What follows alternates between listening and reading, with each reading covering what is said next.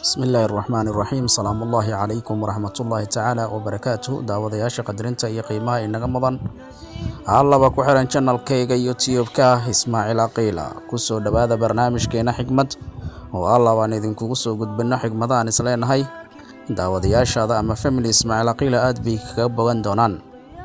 ما أنتو سيوحان يدين سو قد بين دونا هدو ربوين رالي كان نغضو إن حكمة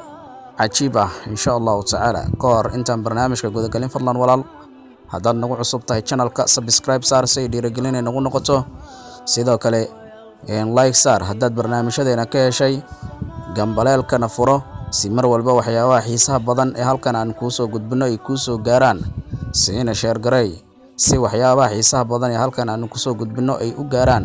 أما ضد بدن أما ولال كله وفائدستو maanta xigmadaha aan ku soo qaadan doono waxay noqon doonaan shalay waa ay tagtay wanaag iyo xumaanba berina lama gaarin mar waliba maanta ku noolow inta aad doonto mar baad dhiman doontaa u noolow maalin kasta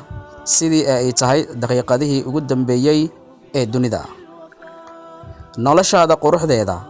waxaa saldhig u ah hadba sida aad ugu faraxsan tahay farxaduna